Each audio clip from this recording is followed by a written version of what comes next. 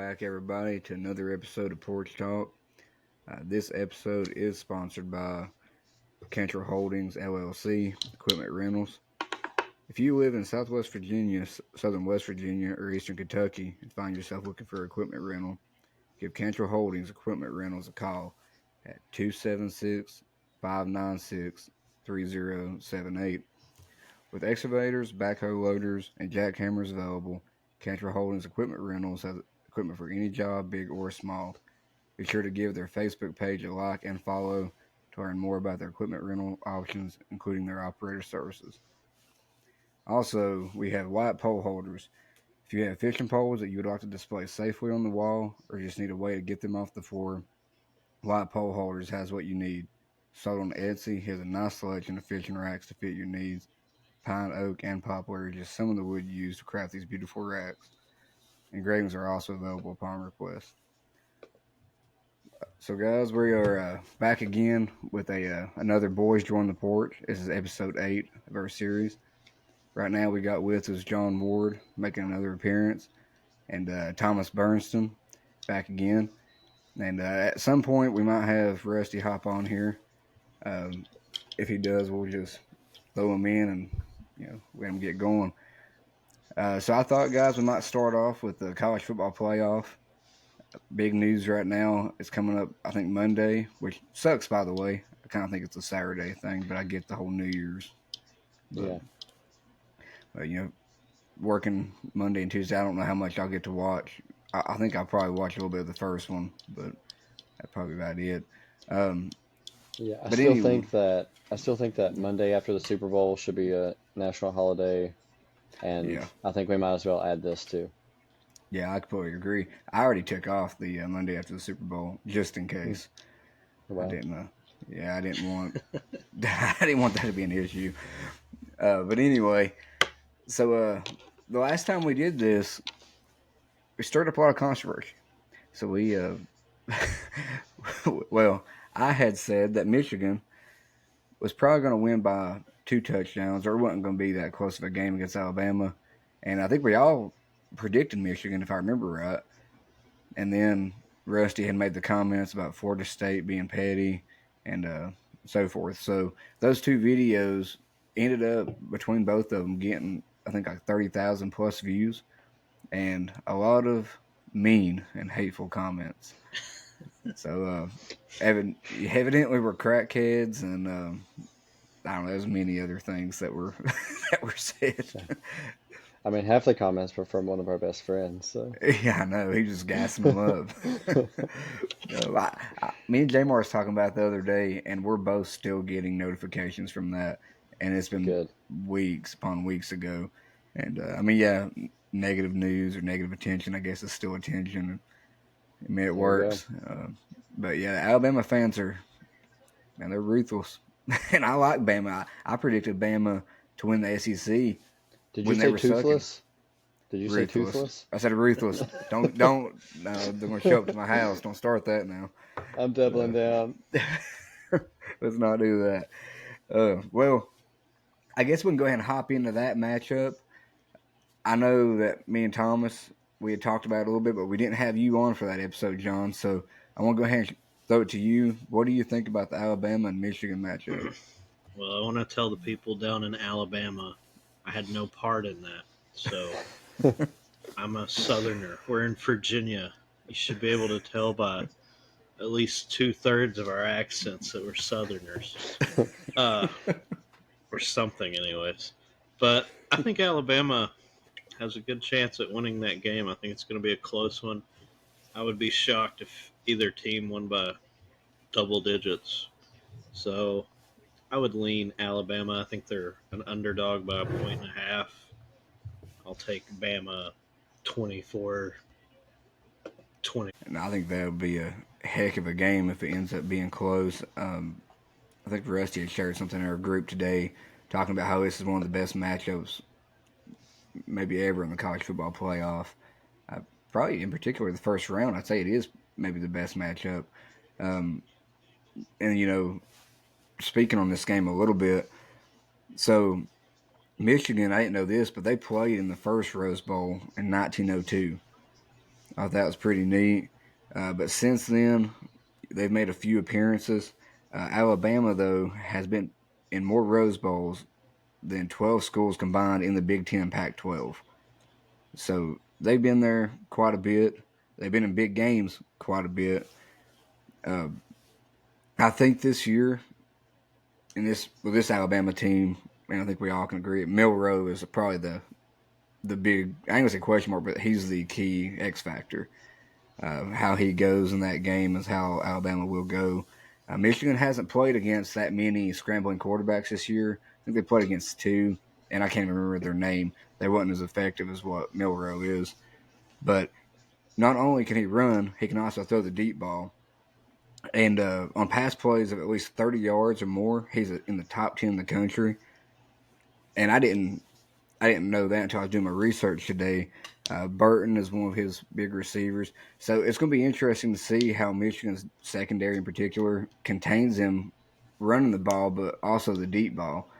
Because, I mean, I started thinking about Michigan's quarterbacks they've played. And I'm picking Michigan, by the way. But McCord, he's not necessarily a deep ball thrower. Drew Aller for Penn State, not really. And those are probably the 2 best teams. And, of course, Iowa never throws deep. I don't know if they even throw the ball. They don't do much on offense. Yeah, I didn't even know they had an offense. Yeah, I didn't really either.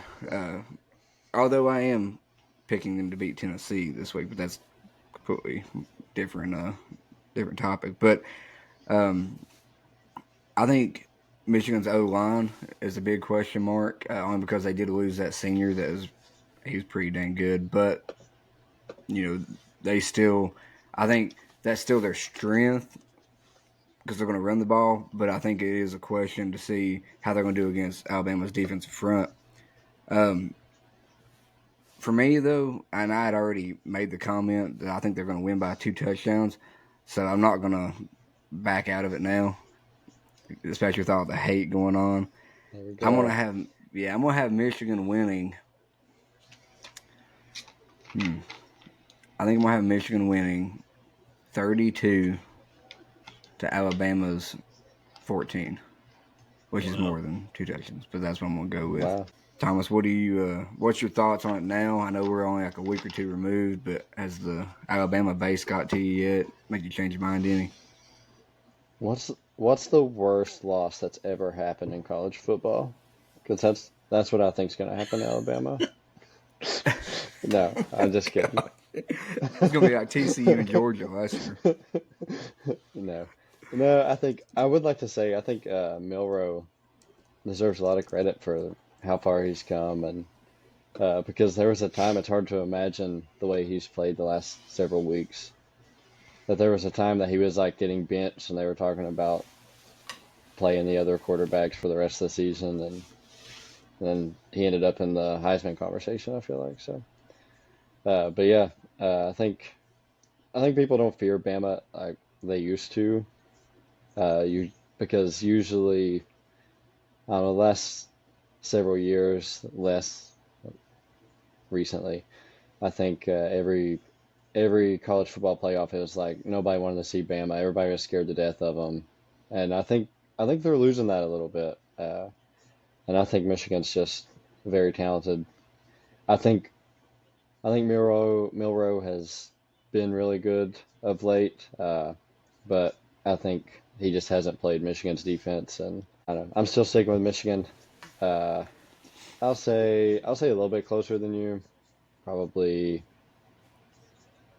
I think it'll be a higher scoring game, maybe like 38-31. So. Yeah, I think that I guess my whole prediction is really just off the fact that I think that, Michigan's going to get to Milroe. And like once they eliminate the run game and contain him on the deep ball, I don't know that they got a running game besides Milroe that's really as effective enough to go against Michigan's defense. It's not, like you said, it's not like an Alabama team of old. It's not, yeah. And I didn't know this either until I was doing some research, but right now they only convert 34% of their third down throws or third downs. But then when they're in a passing situation at a third down in a drop back situation, they are 133rd in the country. And then while also on that same note, Michigan ranks fourth in the country in pressure rate. So I think that's what we're going to see a lot of. I think they're going to be in a lot of third downs where it's an obvious passing down, and then I think Miller is going to struggle a little bit. That's the way I see it playing out anyway. But I think that something you did mention to Alabama's point, something that Alabama fans might like hearing since I've kind of been on them here recently. But I think that Nick Saban, I don't know who won Coach of the Year off the top of my head, but I think Nick Saban should have been up for it because you look at where that team was when they were playing. What was it, like South Florida, or I think it was South Florida, wasn't it? And they were struggling. Melrose got benched. Everybody's like, "Oh man, Alabama is about. It might be time for Nick Saban to retire." I mean, you were hearing things like that, and now look at them. I don't know how much Nick Saban dives into the transfer portal and all that because you don't really hear that much about it. But I think he's still right now probably the GOAT in college anyway. Yeah, definitely. How much do you think goes into, how much do you think we're hyping up Alabama based on their Georgia win? And how much was the Georgia clash of Georgia Alabama more of a game of two teams that haven't played stiff competition this year? You want to answer that one, John, or I think I that, don't know again. I mean, the SEC wasn't what it usually is. Yeah. What LSU is probably the third, them or Ole Miss, the third best team in the SEC. But I think that same argument could apply to Michigan. I mean, outside of Yeah. Ohio State and Penn State, is Iowa the next best team they beat? I mean, I completely agree. I think that Michigan's schedule hasn't been too great either, but I do think Michigan, though, in those easy games, has played about what you'd expect, and I think that Alabama had some question marks to begin with, but then now they're playing like we thought they would at the beginning of the year. Georgia, we talked about it on one of our first Boys Join The Porch or podcasts or whatever, that they kind of didn't live up to the hype on some of those games. But I think like you said, the SEC is kind of down from what we're usually used to. And I think that we kind of look at, or the experts look at the Georgia and Alabama matchup, and they kind of view it as Georgia and Alabama of the last few years, and think that okay, well they just beat Georgia, they're the favorites to win it all. But I don't see it quite as clear as that this year. I don't see it that Georgia was a dominant force and then Alabama's a dominant force. I don't see that. I do think that the Texas game, and they played Texas, so I think they got a little bit of Oh, yeah. a good taste of competition there. Um, but I don't think any team in the top four is like unbeatable. Like, I don't view any of them like I did Georgia the past 2 years. Michigan, yes, they did dominate, but like I said, the thing is, was the competition that bad, or is it a sign of them being that good? That's the question. But still, yet we don't know that any of them are. Well, I don't think any of them's like Georgia. Georgia the past few years, I think not this Georgia is this year. the most wide open the four-team playoff has been, Yeah. and unfortunately, it's the last four-teamer. So Well, I'm okay with it being the last one. Just the Florida State situation, and honestly, we didn't get a chance to hear from you on that because that was the last episode. What did you think about Florida State not getting in? uh, I think it's really just because the quarterback was out. Uh, did they play a very tough schedule? No, but they did beat everybody they had to beat. So, I mean, it's a bad situation. If Bama goes out and wins tomorrow, obviously, I think that kind of, or wins on New Year's Day, then that kind of makes people forget about it. But if Yeah. Bama gets blown out and Florida State with a bunch of third stringers beat Georgia, then they will claim a national title. So I saw a thing, and I don't know the rules or details behind it, but somebody had mentioned that if Florida State went undefeated and beat Georgia, then somehow with the way the playoffs end, that they would technically own like a share of, like, they wouldn't really get like the national championship, but there's like a share of the title they would get or something. I don't know. I'd have to research it again and see, I but think it they was still have those computer polls from like the yeah, BCS era. And like Oh, UCF, when they claimed that title, they yeah. were like tied for number one in one of those polls, those It computer might have been polls. So I think maybe that could be what it is. yeah. I don't think Florida State Yeah. should leave the ACC over this because next year that's not going to be a factor. If they win, they're in next year. So Yeah. Yeah, but they were thinking about leaving the ACC before this season, yeah, and I think a lot of that has to do with TV deals. I mean, that's really almost all. Yeah, the money. That's pretty much all of this realignment and stuff. It's from the TV deals. The Pac-12, that was their big thing, which they kind of shot themselves in the foot there, wanting to do their own network and all that. But I don't know. I think they'll leave. I think Clemson will leave too. But I think we're all. I mean, that's where we're going to here in the next few years anyway. Is probably two big major conferences. But I think that as far as the playoffs go this year, though, like you said, it kind of ended on a good note. I mean, I know the Florida State things is what it is, but the games should be pretty good. Um, Something I didn't know, and I don't know if y'all remember this. Did y'all know that Washington was in the Final Four they once? I didn't lost to know that. Bama one year. Yeah, I just completely forgot about that. Uh, that might have been, I guess, during what Chris Peterson's days coaching. I think so. Yeah. Yeah, which Kalen DeBoer, I think he's a little bit better of a coach than Peterson. But I guess we can go ahead and hop onto that one. Um, Michigan State also has a playoff appearance. You remember that? Gosh, no, I don't. I That's think they wild lost too. 48-0. That's probably I don't remember. that's yeah, that Who was sounds it? about right. Was it to Bama too? Yeah, Uh, 38-0. My bad. that's probably during the Mark D'Antoni, I'd say, Or coaching too. what was Yeah, his name? Yeah, yeah, something like that. yeah. I think it was. Was it the Jake Browning year that Washington was in there? Uh, hold on, I'll say. Because I'm I'm the not number sure. one Jake Browning fan, so they probably got cheated. Oh, I'd say so. I think Jay Browning was the quarterback. He might have been the quarterback that year, but I remember them going into the year being pretty highly ranked, and I think he was the quarterback that year. Yeah, he was their quarterback. Hmm. Yeah. He was a So yeah, I got sophomore. What a player. yeah. He Always could been a lead y'all to fan. the playoffs. Yeah. If several Well, things happen, that's later. we'll touch on the Washington game here since we're kind of mentioning them already.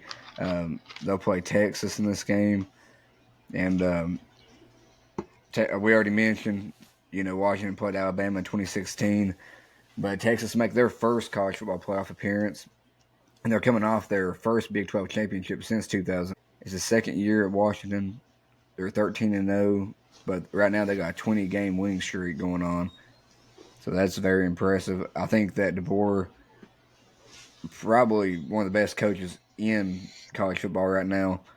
He's done great in close games with that team. He's done a great job coaching. Um, I actually had it down here that as far as close games go, yeah, they have 7 one-score victories, which is most in football this season. And that streak of consecutive close wins puts Washington up there, in my opinion, too. But also, what I was reading, is one of the most clutch teams probably this year and maybe ever if they go on to win the whole thing. Because 7 one-score victories. I mean, but it kind of gives you that feel of TCU too, the way they were last year. If they go in there and get blown out, then it might have just all been a fluke. But I still think that this game will depend on Penix versus that Texas defense. Uh, it depends. Like, if that Texas defense shows up that played Alabama and they can contain Penix a little bit, who knows? I mean, it might be an ugly game. But I'm going with Washington. In my heart, I want Washington to win the whole thing, even though I did predict Michigan at the beginning of the year. I'm going to go with Washington, I guess, 28 to Texas 20. Thomas, what do you think about this one? Yeah, I originally picked Washington in the last one. I guess I'll stick with that, but I would love to see the idea of Texas being back is exciting to me. And I know football means so much in Texas. I don't know what they're excited about in Washington. It's probably not football, but but I would love to see Texas back, Texas win the game, but I don't know. I like Washington. They proved me wrong. I tried to be against them in the beginning of the year, and they proved me wrong so many times that I might have to go with Washington in it. I was gonna say 28-24, but that's really similar to your score, so let me change it to I'll say 30, 34, 24, Washington. John, what do you have in this matchup? Um, well, in Texas, I think they love football. They love barbecue. They love guns, I imagine. I think in Washington, they like Starbucks coffee and Karl Marx. So I'm going to go with Texas. You don't want to mess with Texas. You guys I'm are going with probably going Texas. to get some hate mail from the Texans.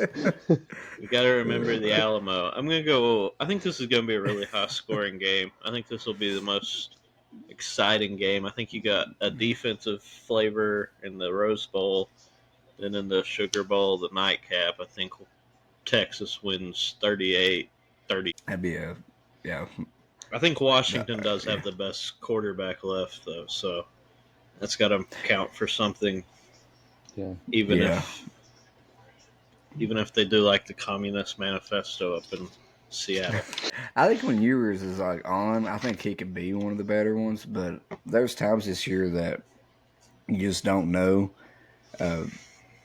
After he's came back, he's been like below where he had been previously to his injury. And but I mean, still it wasn't playing bad. He had a huge game against Oklahoma State. But Texas right now, they are 10th in the country as far as yards and 16th in scoring. So they can put points up. But they need to score in the red zone. They're ranked 121st in the country when it comes to converting in the red zone. So that might be the difference. If Texas can get it going against, or not Texas, if Washington can get it going against Texas defense, they can put in touchdowns opposed to field goals and stuff. And then, if Texas struggles to get it in there, that might be where the difference is. And also, Washington running back, I can't think of his name, but the last 5 games, the last 5 wins they've had, he's been averaging 136 yards. It's Dylan Johnson. So him, that offensive line against that Texas front will be a good matchup too. Since we're here, and we didn't get this from you, John, because we talked about it in the last one, who do you think will go on to win it all? Because right now you have Alabama and Texas in a rematch. I would go with Bama in the rematch. In a close one, I would say Bama 34-30. What do you all think? And we'll get on to this just for a second. But what's your thoughts on the playoff format next year with the first round being at the home? Like if it's at Alabama, if they're the higher seed, it'll be at Alabama. It'll be at their stadium, not a bowl game. What do y'all think about that? Because I love it personally. I think it's going to be awesome to see Penn State makes it a whiteout playoff game. Thomas, what are your thoughts on that? The way they're setting it up. I see pros both ways. I'll go on the other side. I think I'd rather it be as neutral as possible. I like to see like indoor indoor football games and neutral sites. Like I like it to be as neutral as possible, so like your best chance of getting the best team winning. But I do agree, especially with college football, like you said, a whiteout at Penn State or something like it would be pretty special. But I don't know, I always just go with a competitive perspective, and I like everything to be as neutral as possible. What are your thoughts, John, on the proposed setup they're going to have next year? I think of our American sports, college football, college basketball have the best atmosphere. So I think having a big time game, I mean, they don't even, most conference title games are neutral. So this will be like the biggest game in Alabama or the biggest game Florida State plays or something in their home venue. So I think that's going to be awesome. And like Thomas said about weather, we don't get enough snow football. Imagine you're Florida State and you got to go play at Penn State in the second, third week of December. It's 12 degrees, 20 degrees. It's going to be awesome. I mean, it's not Yeah. really neutral, and maybe Penn State with that awful quarterback wins 3-0, but be a sight to Yeah. watch. Can you imagine the nightmare of a heavy snow in Penn State and they're all whites? Good camouflage. Um, Mhm. the um, the thing that was proposed, I did see that if the weather is bad, they could opt out and play at a neutral site. Now, if you were Penn State in that scenario, why would you do that? Like, I mean, I would definitely make them come up there and play in the snow, but I guess it Yeah, depends on how your team's set up. And I mean, I do see your point, Thomas, as far as you do want to see both teams out there at their best in it's a an boring environment, point. Yeah, but but but I think I tend to agree with John on this one because I think that if you're the better team, I think you kind of earn that right to at least carry one playoff game home. And then, yeah, the next round after that, I think it goes straight to the bowls. So it's only the first round, in which the top two teams, if I remember right, is they get a bye, so they won't be playing anyway. So, but I'm sure uh, ticket prices and stuff like that too will just be through the roof if they do happen to have a home playoff game. You know what? Also, they need college game day during the playoffs. Do they have it during the playoffs? I don't think they do.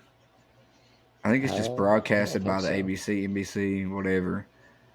But I think it would be neat if you had college game Pat, day like doing the whole thing, or at least for the playoff matchups. In that case, anytime you can put Pat McAfee on TV, just do it. oh yeah, he's. You think that they could have had a better successor to Lee Corso? No, No, no. I don't think so either. I think that I feel like, and I hate to say this, but I feel like this year might be the last year of Lee Corso being on there. Um, I think last year they kind of sprinkled him in a little bit there, but he's getting to where I think he's struggling to kind of remember some stuff uh, Yeah, and I could see this being the last year. I could see him going for like 25 more years, just yeah, dragging his body out there for yeah, college football. Like, I think like another yeah. really old guy that a lot of people in America know who struggles to remember things. I think Lee Corso is going to go until he dies. Yeah. yeah, D- I does could it see it. always does it get you guys like it does me when they show these like they had these moments with him like that one moment where they showed his days at Navy coaching and they it flashes back to him and he's just in tears.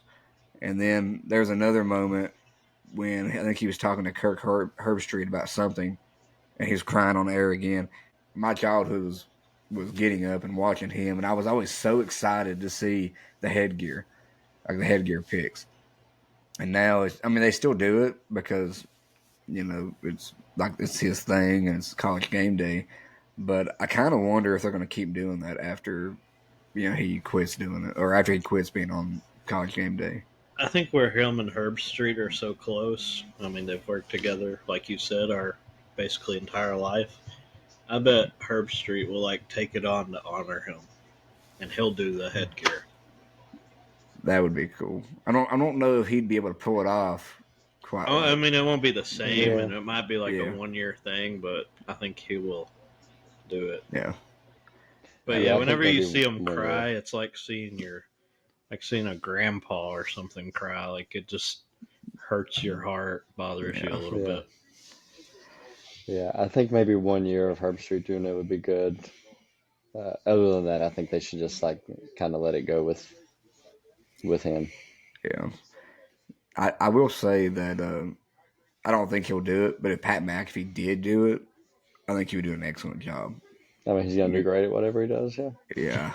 I mean, when he did y'all see when I kind of it was the Bama and Georgia game, and he was out there and he was doing the chant for Georgia, Hmm. and like he had it built up, and the crowd was doing it with him, and then at the last minute he switched to Alabama. Like that was it was perfect. But I mean, that's just Pat McAfee. Like all that Yeah. stuff.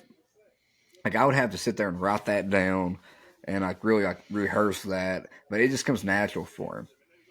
Yeah.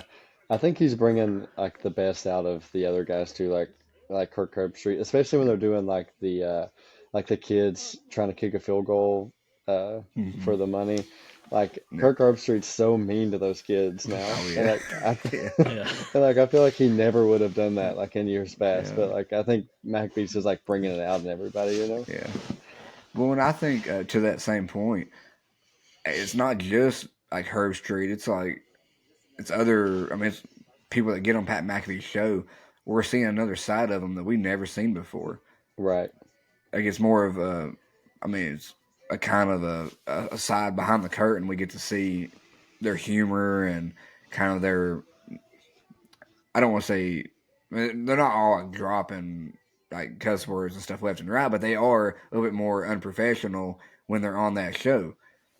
I mean, you look Yeah. at which I mean, Aaron Rodgers is Aaron Rodgers, but he's always on there, and he don't. I mean, he says stuff all the time that's just kind of out of left field where you wouldn't think of. Like 10 years ago, I wouldn't have thought he would say.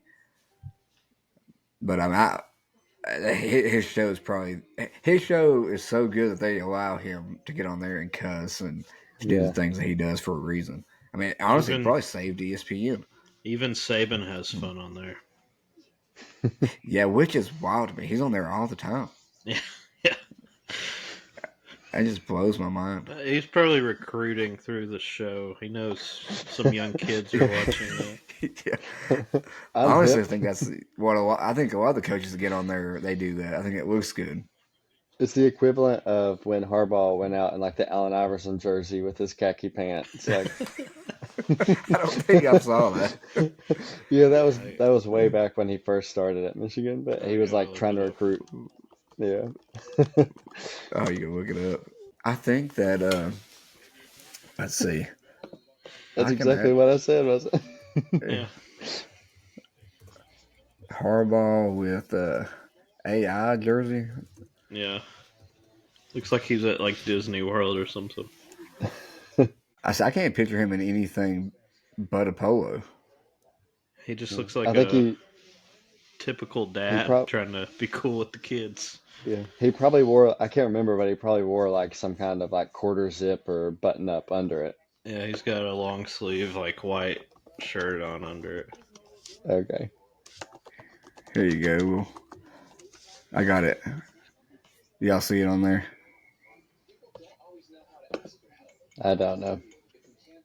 I tried. You You can add can it actually later. share stuff on. Yeah, but Oh wait, Yeah. I there think it it's is. coming up. See it now? Look how happy he is. Oh yeah, I see it. Yeah, there it is. I know. I think you have to be Tucked into happy his wearing an khakis. AI jersey. Yeah. Yeah. Yep. Tucked into his khakis. Wow. It's about as I funny know. as that picture beside of him, like the AI version of him. Yeah, that's kind of terrifying. Oh, alrighty. Well, I mean, while we're talking about him, do y'all think he's going to turn down this contract and go to the NFL? I don't know. I Yeah, honestly don't know. it's a lot of money, It, but it's a lot of money. yeah, but in the contract it says he can't leave for the NFL. Like I think this Yeah, after this season or after next season or whenever. yeah. Such like an ultimatum, like finding like you can't do this. I feel like I don't see him doing. Also, Yeah. I could see him signing it and be like, no, actually, I'm going to go to the NFL. Hmm. Yeah. And like them just finding a way around it. Like I feel like that happens Yeah. in professional contracts all the time. But Yeah. Well, and he's not one to. He don't like authority too much. He's yeah, always had problems with owners and GMs, and I'm sure the AD and NCAA. I mean, he just. I mean, in a way, I kind of like it. I kind of like somebody that's gonna go out there and he's just worried about the team, worried about winning, not worried about the politics. But then it kind of gets you in a situation too that you can be rebellious so much, but eventually it kind of screws you over. I think I mean, they have a lot of power, especially the NCAA. But yeah. He's digging a pretty deep hole in the NCAA. Like he's gonna have to yeah, get out eventually. I think the NCAA is kind of after him, so I think he's going to Yeah, leave. yeah. yeah, That's kind of how I feel too. yeah. Because didn't they just have other sanctions? I guess come down like last week or this past week. Probably, yeah. I can't remember what it was now, but yeah, he had some. I don't know if it was recruiting or what it was. Had something going on this week, but just to kind of I don't want to say finish up, but to go to our last topic on the college sports or college football anyway. Uh, I was trying to give it a minute for Rusty to hop on. I think he's still working on it because he really wanted to get involved in this. So we'll see if he gets on before we get finished. But college football is coming up, 2024. College football video game, that is. And that's something that we're excited for. Uh, I know I remember going up to your house, John, when I think it was when 14 came out and playing up there. Was it 14 or 13? It was Pretty sure it probably was 14. 14. I Yeah. think it was 14. Yeah.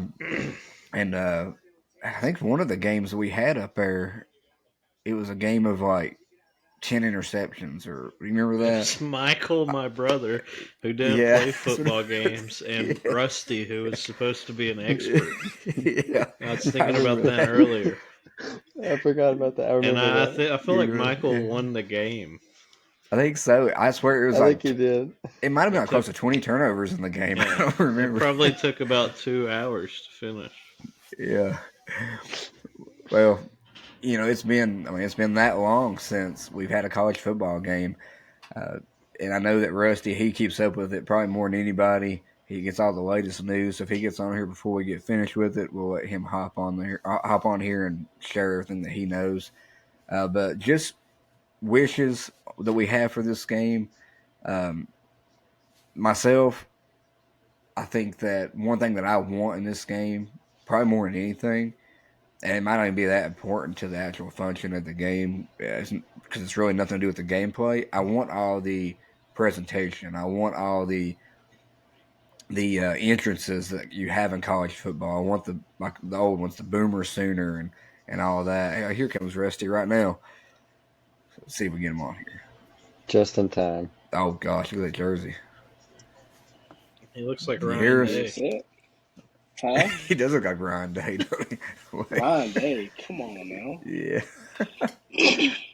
Well, Rusty, you jumped on just in time. We're talking about the college football video game coming up. We actually just had talked on that awesome football game you had back when 2014 came out, and we were at John's house. You and Michael had that game where you had like 20 plus turnovers between the two of you. You remember that? No, You don't remember that? I say you don't. I don't. Well, It's been a while. it was a while, yeah. 10 years. So, gosh, Yeah. that's depressing. I was talking on kind of our wishes for this game, and I was talking about kind of the presentation and stuff like that was kind of what I was excited for and hope they have. the entrances to the field. I want college game day on there.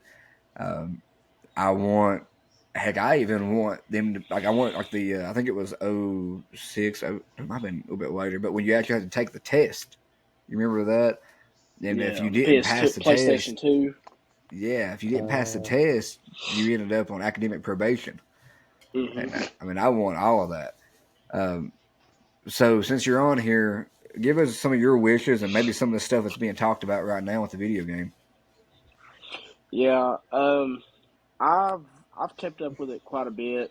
There's a guy. His name is Matt Brown. He's an editor for like one of the like a college football website, and this is one of the big things that he's broke. He's broke a lot of news on the new game, and he can somehow he can go on and read the emails that EA is sending to the colleges looking for like what they're wanting to put in the game.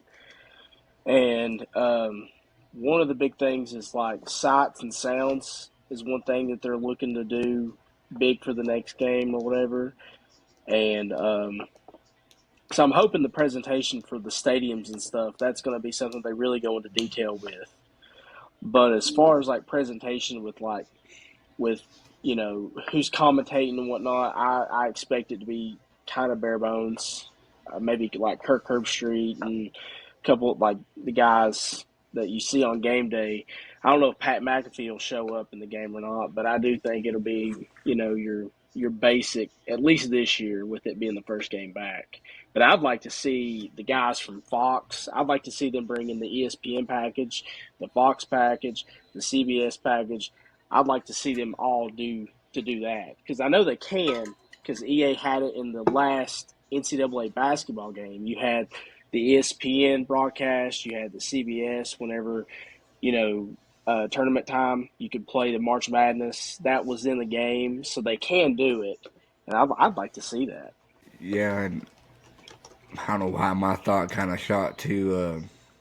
You ever seen the entrance for Notre Dame? Like I think it's the leprechaun runs out and he has that baton thing. He's like high stepping it and holding up the baton. For some reason, I just feel like if you have Pat McAfee comes like shows up in the game, you're gonna have college game day set up, and you're like, oh man, like I wish Pat McAfee was in this. I feel like he's just gonna come out of nowhere and just like run across the stage like the little leprechaun does, like high stepping and uh, kind of having his own entrance, I guess. But Right. yeah, John, what do you want from this game? I mean, I hope all that presentation and all their traditions, Virginia Tech, jumping and hitting the Hokie Stone, um, the Boomer Sooner, Texas with Bevo and Uga, all that. I hope that's all in there. But as far as getting it back year one, I mean, I'd be fine if it's just like a reskinned NCAA 14, updated for 10 years of technology. You got Dynasty mode the same as it always was. Obviously, adding in the transfer portal and all that. So, I just want a good playing football game. I hope it's a lot better than Madden's been. I hope Dynasty has crossplay. I'm not wishing for too much. I just want it to get off the ground and something to build towards. We have the technology. I'm not asking for new things. Yeah. Just give me the game that came out 10 years ago and just add like 2 or 3 things, and that'd be fine. Yeah, add the teams that have joined the FBS in the last decade. Yeah, like you just mentioned, it's been a while since we've had one. So when it comes down to the cover athlete for this year, I mean, I know Thomas, you don't. We'll bounce it to you too, because just because these past few years, I know there was one in particular that played a few years ago that missed out on being on the cover that you were pretty fond of. Would you elect, or would you want somebody from the past few years on there, or somebody from this upcoming season, or what do you have in mind for that? Yeah, I think when they bring it back, they need to bring back somebody from the past, whether it be Joe Burrow or Joe Burrow or somebody else or Joe Burrow, but I think I think he'd have to go with like the greatest of all time, like Joe Burrow or something like that, to be on the cover of the game. I don't know. I think it'd have to be like an icon like that from the first year back, at Who was least. it again? I missed it. Joe Burrow. Oh, okay. I just making sure we got it. Yeah. Joe So, Burrow's not on the cover of this game. Thomas is not going to buy this game. He might no, not even buy this game anyways, but he's definitely not going to buy it if Joe no. Burrow's not That's on the cover. that's No, right. if he is on the cover, he's going to get it day one. He might even put it on his wall. I would say at least frame it. Yeah. Um, yeah, the thing that I want from it is, and I know a lot of people might want, maybe some players going forward, like into the next season, but I want every Heisman winner from the year they quit doing the game, every Heisman winner, all on the cover in a collage or however they can do it. Or even I thought it'd be cool to see them almost. I don't want to say up in the clouds like they're dead and in heaven or whatever, but I kind of It's getting dark. up in the Heisman house, looking down on maybe two or three guys going in this next season. I mean, you could probably do a few different things, but I would want all the Heisman winners from the time they quit doing the game till now on there. John, who do you want on the cover? Well, I was just thinking of like one individual person, but what I think would be kind of cool, kind of blend your ideas together there. So you took like a legend, even if it's a more modern Heisman winner, uh, Hmm. like say Marcus Mariota or Joe Burrow. I don't know if he's been mentioned yet, but take Joe Burrow and have him with like Jalen Milrow or one of these guys coming back. That way you can say it's like bridging the gap between the past and the future. Maybe you go all the way back Yeah. to the 90s or something, but kind of Yeah. Joe symbolize Burrow. that. Yeah. It'd be a good year. It'd be a good year for Joe Burrow and Jaden Daniels. Jaden Daniels probably going to win the Heisman, like LSU kind of.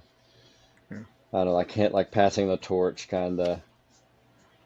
I don't know, that'd be kind of cool. from the old generation games, like Yeah. yeah, I don't know, Here's an something like that would idea be cool. I thought about. So I'm sure once we get closer to this, there will be some kind of sports book offering odds on this. What if they put Deion Sanders on the cover? I know the Oh man, Colorado hype's kind of Yeah. died, but you could put Deion on there. And I think Shadur is one of the, like you said, betting favorites. I think he is one of the favorites to be on the cover. I saw people talk about. Um, He is. yeah, what do you think about that, Rusty? And who do you want on it? Well, that's actually John brings up a pretty good question there with, Dion being on the cover. Imagine Shadur being on one side and then Dion being on the other side. Kind of how like I think it was 13 where you had Barry Sanders and you had RG3 on the cover. And it was just like a Heisman, like that was their Heisman year or whatever. But one cool thing about now is with the NIL, you don't have to be on your way out of of college football to be on the cover of this game. You can be a sophomore, and you win the Heisman, you could be on the cover of the game. And that's never been something that we've ever seen before because usually it's either a junior who's had a remarkable year going out of the NFL or a senior going out of the NFL, going to the NFL. So now, I mean, it's different. But I think if I pick who I want on the cover, it's going to be Stetson Bennett because of Georgia. But I don't think it's going to be. I don't think it's going to be at all. me I think it's neither. going to be. I think it's going to Yeah, be that's if not you happening. if it's not happening. His But mugshot would be cool. I think if you, I don't think that they're. I mean, it would be really cool if they brought guys back from the last couple of years, like people like Lamar Jackson, guys who had really good college, careers, and bring them back and put them on the cover. But I don't know if that's going to happen. I think it'll probably be either Jaden Daniels, who just won the Heisman, or somebody else that had a really good season, or if they go with the route like Shadur Sanders, who's coming back and he's got the NIL or whatever. He's a betting favorite to get it. I could also see Quinn Ewers get it. He's coming back. There's a couple of guys that could get it. Carson Beck should get it. But You know it would be cool. I don't know if you all played the 2K6 when it was the NFL. It had TO in the cover. It's back when 2K was allowed to do the NFL games as well. But they had a thing in there to where you had your own crib. So you go in there and you have kind of like your own house, mansion, whatever. And you go into one of the rooms and it has mini games.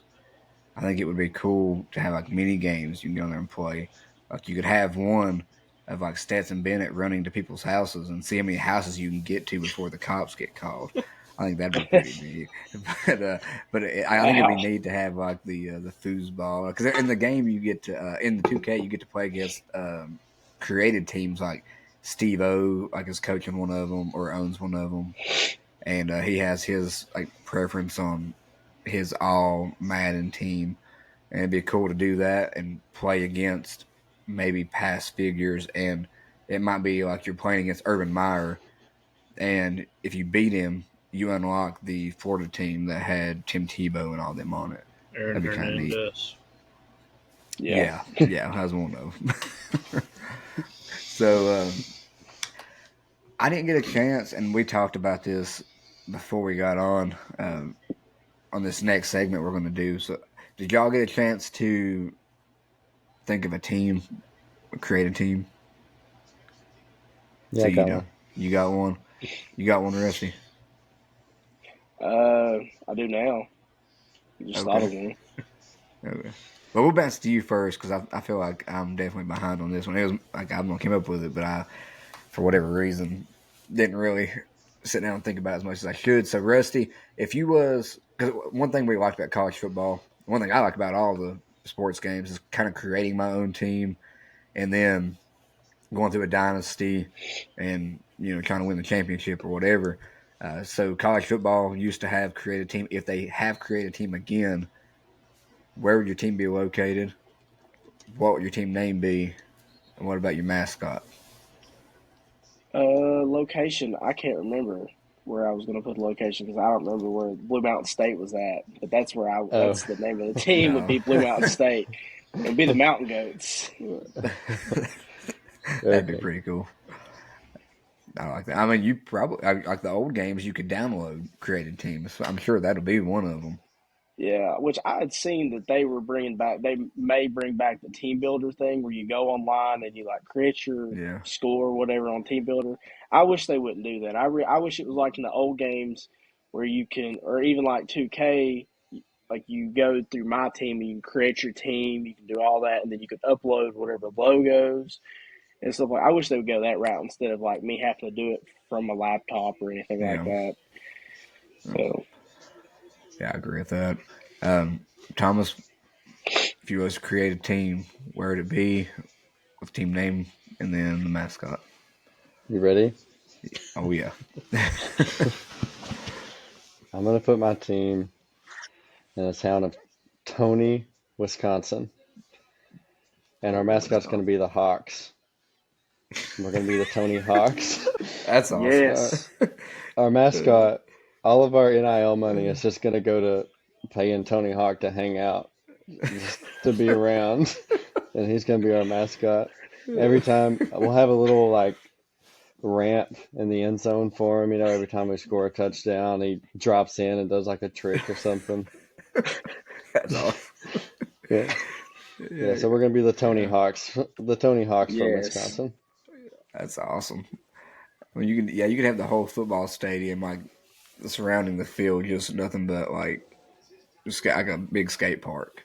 Skate parks. We'll have just like artists like Banksy and graffiti just to be like the whole theme, That would have punk rock bands there. I have a little punk rock stage, Yeah, it'd be really cool. It's perfect awesome. For Wisconsin. It's just what Wisconsin needs, if you ask me.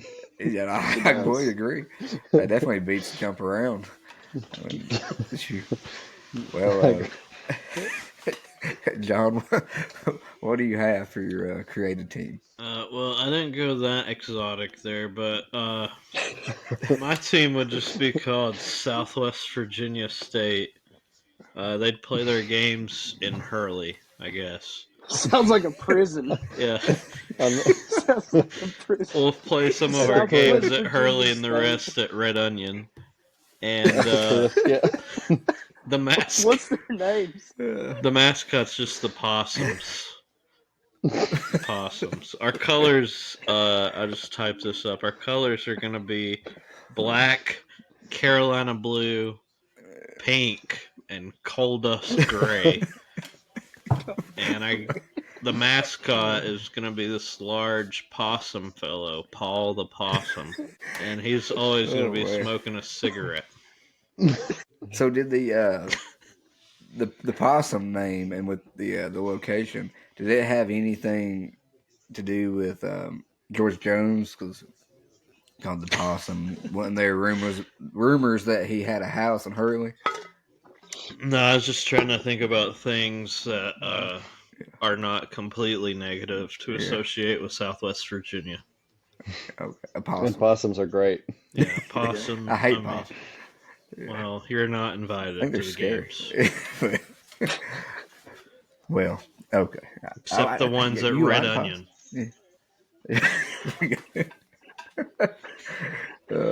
Well, I didn't take the time to really come up with one like this, so I'm gonna elect not to throw one out there because there's no way that I can try to top either one of those off the top of my head.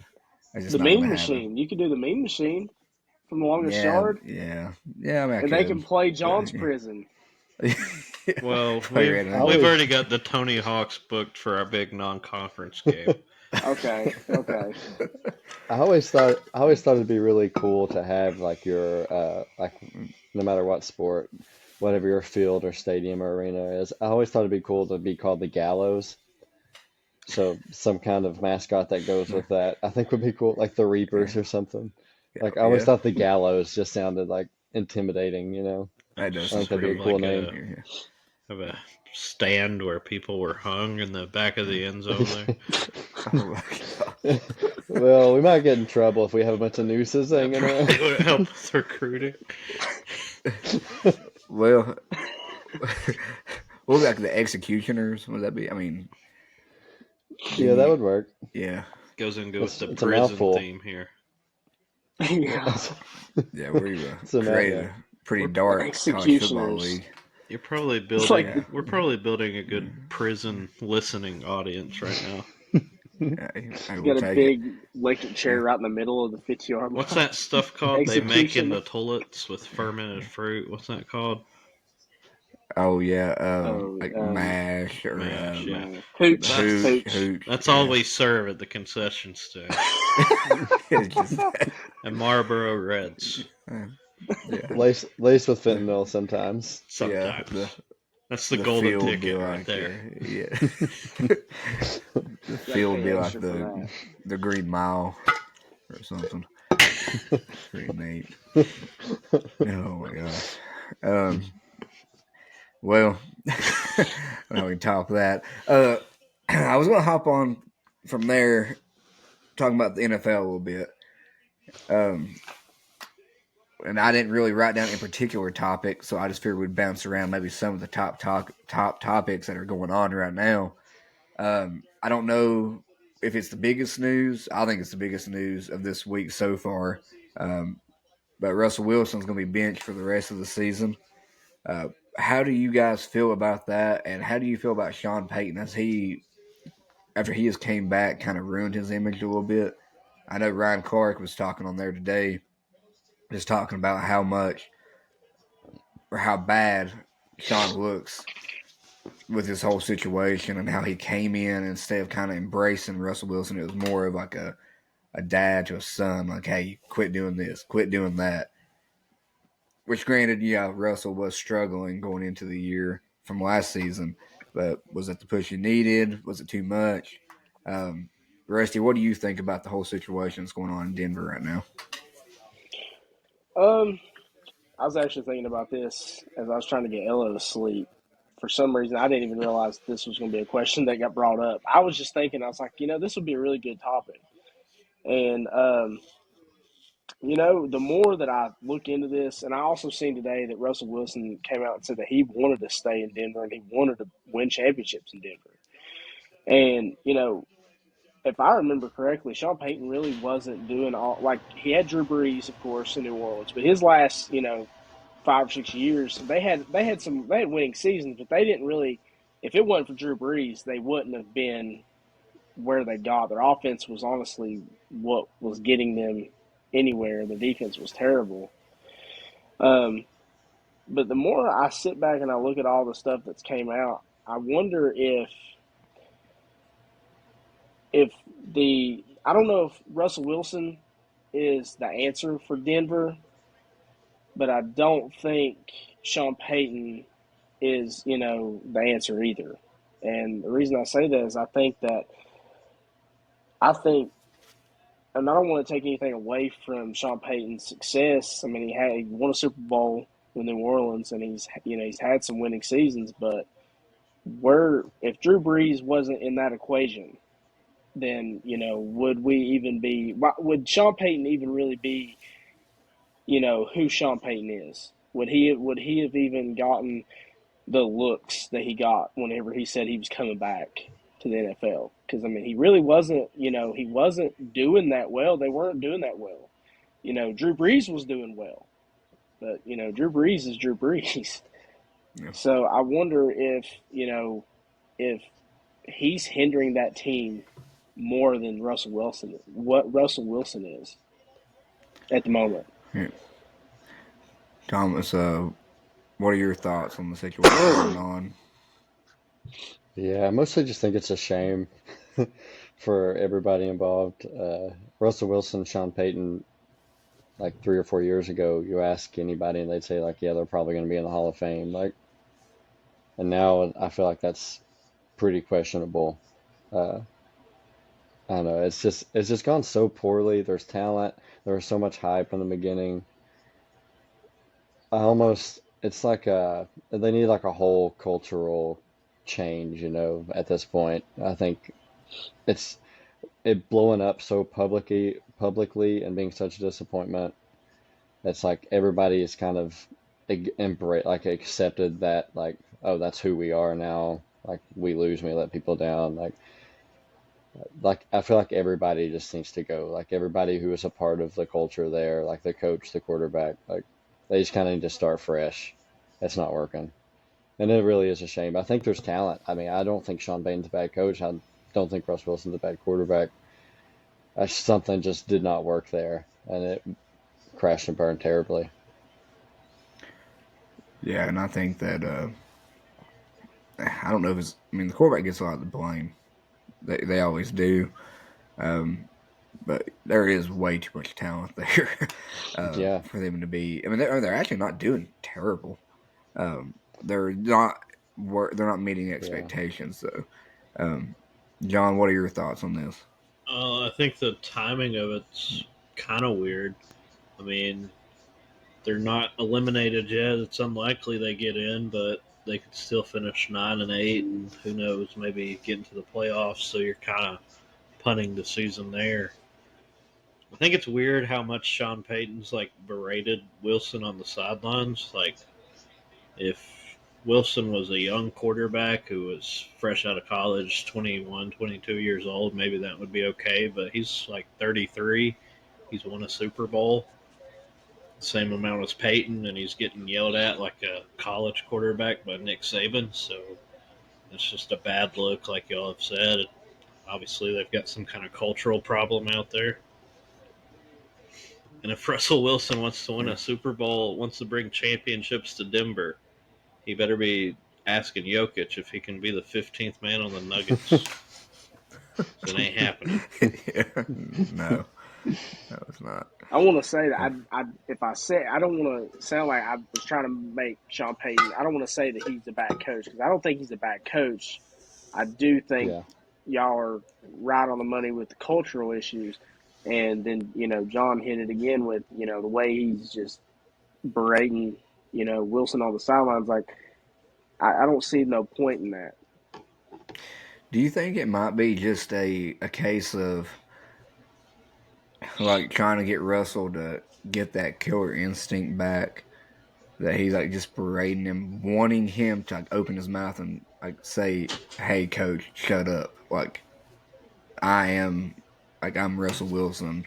I've done this. I've done that.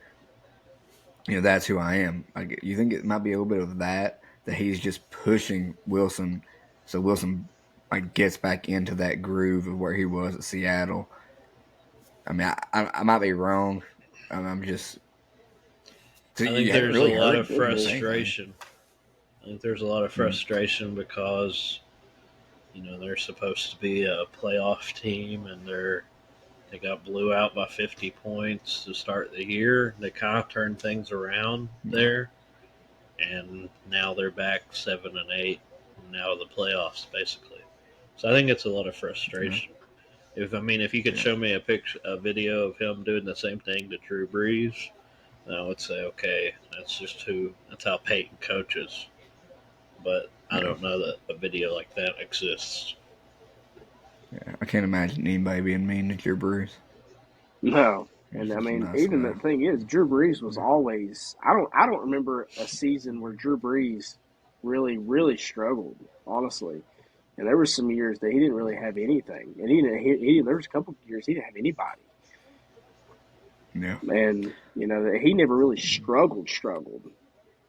He didn't even have a shoulder So for a little while. yeah, I mean, And even towards the end, like when they were probably having some of their, I would say, worst teams of like his playing days, he could still hit the slant because him and Michael Thomas were, they were money on that slant route.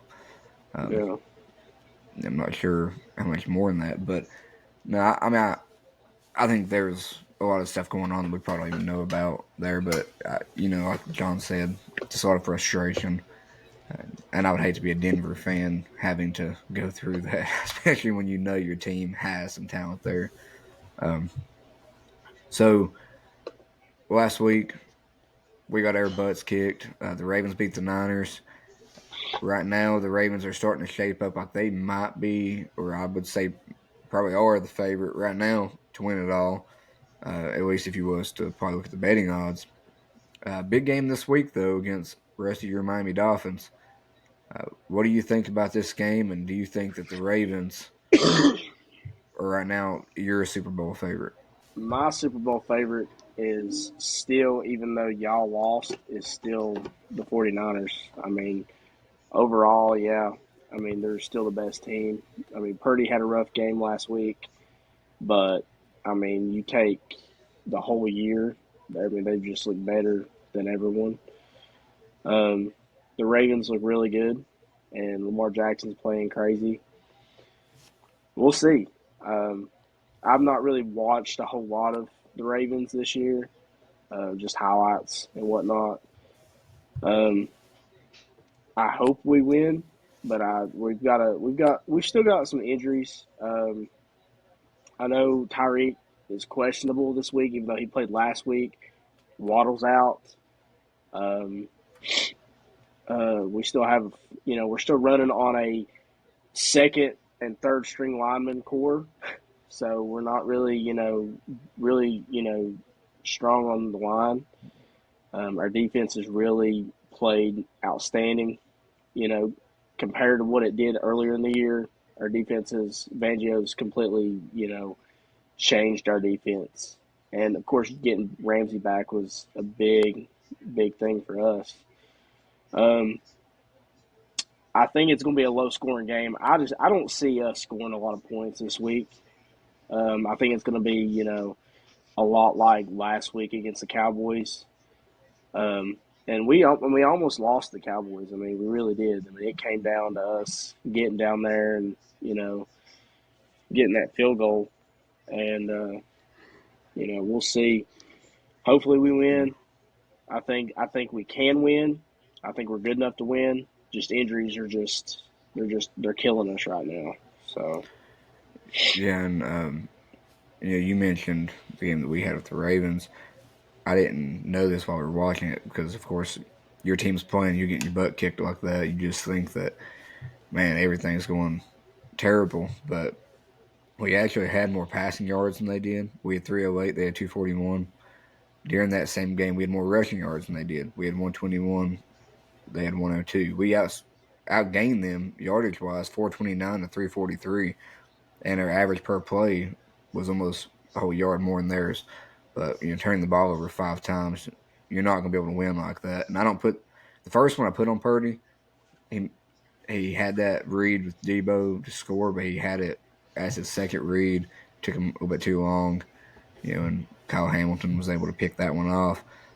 But yeah, I think the Ravens are definitely up there as one of the favorites. I think we're up there. I just can't seem to get Philly out of my head that they could still have a shot. And it makes me sick thinking about it because that means they're gonna, beat us again. And I hope they don't, but just for some reason I just have them in the back of my head that they might still get up there. They have the talent. Yeah.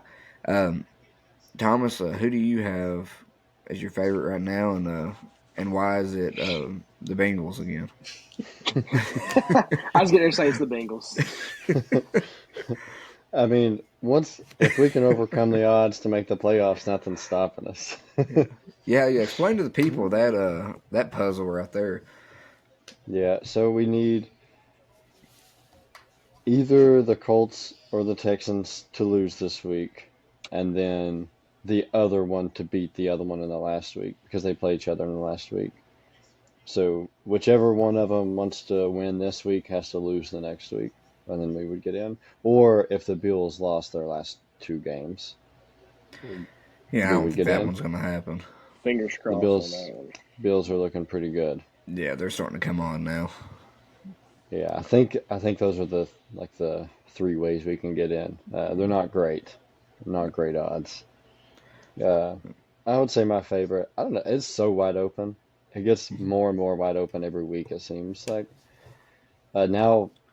I mean, now the Bills and the Browns look like they could be the 2 best teams like out of nowhere. Uh, so it's really exciting leading into it. I mean, I wouldn't be surprised as bad as the Chiefs look. I wouldn't be surprised if they win the Super Bowl this year, like just because they have Patrick Mahomes.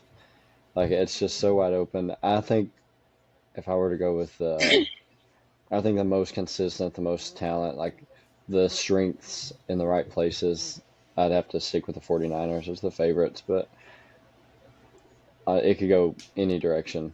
It's so wide open right now. Can you imagine if the Browns won the Super Bowl? Cleveland would burn down. Like it's gonna be worse than Philly. They It's gonna be still have a bad. chance at getting the number 1 seed in the AFC. I seen that today. They still have Yeah. they still can. Wow. So I know your Jags have kind of went into a little bit of a slump. They've They lost started 4 off hot. straight. Yeah, they've been in a little bit of a slump. What do you think about your Jags? And then also, same question: the Super Bowl favorites, or who you think's gonna be up there in the mix? Well, you talked about Rusty's Dolphins playing the Ravens this week in a big game, but you forgot another big game in Florida, and that is the Jaguars taking on the mighty Carolina Panthers. And the It's the best game of the Jags week. are not going to have Yeah, Trevor Lawrence, so Yeah. they could possibly make it 5 straight losses. Uh, Luckily, they have the No. Panthers and the Titans at the end of the year. Hopefully, they can go 1-1 and win the division at 9-8. And right now, they would match up with probably the second best team in the AFC first round, the Cleveland Browns, with Joe Flacco, probably the second best quarterback in the AFC. Crazy. My Super Bowl It's prediction: crazy. I was hoping for a Jags Lions Super Bowl because that would be funny. But I don't think the Jags are going to make it now. So the second funniest option, and maybe the most realistic of the meme options right now, is a Lions Browns Super Bowl. That could Wow. happen. Joe I Flacco, would. Jared Goff. Yeah. Who wouldn't want to watch that? Oh my gosh. Yeah. I would love that. I really think the Browns are a legitimately good team. Uh, Yeah, their They defense is so good and their They're really offense is good. clicking now. Like, Imagine if they still had Dobbs. So, I mean, Dobbs was a heck of a quarterback when he played this year. I mean, I think he got hurt, didn't he, when he went to Minnesota? I think he got I'm pretty benched. sure. Oh, They did he just get benched him. benched? Yeah. Oh, well, Yeah, take back what I said. Yeah. He had a few good moments. Yeah, So, he did. he But did. Joe Flacco's had more. yeah. I would Yeah. say San Fran, Philly, Baltimore, and Cleveland would be my top four, with Buffalo right there as well. Yeah. I think, like we mentioned already, I think Buffalo's coming on at the right time. And if they can get together, they're going to be dangerous. If they don't, then it's probably the last time we'll see that group of players together because they'll Yeah, blow it up this offseason. Dix will be gone. Yeah. Diggs gets upset every week anyway, I think. Yeah, I've been upset with him because of fantasy football a few times. So. He should go to Denver, hang out with Sean Payton. They'll be best Oh, buds. yeah. Be I great. agree. Speaking of fantasy football, I do want to congratulate one of us that's on here for making the championship in our fantasy football league. Went from being, I don't want to say the laughing stock of the league because that's pretty rude, but you were right there at the bottom for many years. I kind of missed that, to be honest, but here we are. Now you're at the top. Well, you're fighting for the top spot. What do you? Yeah. How you feel about that? Yeah. Um, well, for the past, 4 or 5 years, or however long we've been doing this, Yeah. I've not really kept up with it. About week 5, week 6, I forget all about it, and then I just say heck with it. And this Yeah. year, I had to, pop off my shell and let everybody know that, I can play too. So, and I just want to congratulate Logan Cantrell on that game last week. He he almost had me. He really did, and then he didn't. And now I'm playing Tilo, and I think I'm gonna take it this year. I want that belt. So, yeah, well, we're coming for it. Yeah. If that happens and this year ends with you having the belt, what's sweeter, you winning that belt or you beating Logan in the first round of the playoffs? Uh, beating Logan in the playoffs. Beating Logan at anything is just the fact that he hates it that much that I beat him at anything. I remember we were at John's. I don't know. This has been maybe almost 10 years ago. Or no, yeah, almost 10 years ago. We were playing 2K, and I was, of course, the worst 2K player at that time. Like, I don't remember who beat me, but they beat Tilo. Tilo beat me like by 80 points. And I then like remember the that next game. tournament, I was like, you know what? I'm gonna have to get better at this. And I beat Logan. I beat Logan, and it was so amazing. Like I felt so good. He ended up beating Yeah. me because it was the best 2 out of 3, but he ended up beating Yeah. me the next 2 games. Yeah. But just the fact that I beat him that first game, and he got so mad about it, it ruined his night. So what we're trying to say here is that you're Logan's kryptonite. Is that what you're going with? Always have been. Yeah. Well, I hate not to have him in here to defend himself. I'm sure when he listens to this, Oh, I he'll feel a know. certain way. But It's okay. He'll get over it. I want to say this real fast. If Rusty wins the fantasy championship and the Cleveland Browns win the Super Bowl, we all need to get right with our deity of choice because the end times will be here. Go ahead and this is start crazy how that all prepping. happened. Do whatever you got to do. Oh, You better man. get right. Well, I don't know about the Yeah. Browns. I mean, I think I have a chance. I think I have a good shot at Tilo. He's got a really good team though, so we'll see. Yeah. Well, I'm not going to say on the same note, but talking about teams like that, and traditionally, Rusty, you've struggled in the past, but also the Browns have struggled in the past. Maybe some teams that had struggled. Kind of leads into this next topic we had talked about doing in honor of like John was saying before, the Pistons on their historical losing streak right now. We wanted to share everybody's best, worst team of all time. And so I don't know if y'all got a chance to research it and stuff when we were talking about it earlier. I have a few on here as well. But bounce it over to you, Thomas, first. Maybe your best, worst teams of all time. Yeah, this one, I don't know, maybe a lot of people wouldn't think of these guys, but it was the one that came to mind when I saw the question. It's the 2012 Miami Marlins. That was that was the first year that they were Miami and not the Florida Marlins. They had this new stadium. They put fish tanks in the walls. They had a That's pool awesome. in the outfield. They changed Yeah. the colors, revamped it. They brought in all these big names. They had Hanley Ramirez, Jose Reyes, Giancarlo Stanton, Logan Morrison, Heath Bell. Like they brought in the free agents. They revamped this. Like they had these like celebrity investments. I think Derek Jeter invested later, but like it was like this huge thing about them being this new team, rebranding as the Miami Marlins with all their lime green and their fish tanks, and they finished last in the National League.